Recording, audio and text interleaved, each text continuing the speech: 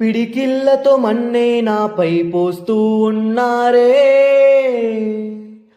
తలువాలు ఒడిబియ్యాలు నువ్వోసుకపోవే. ఈ మన్ను పరుపుల నేను పడుకుంటున్నానే,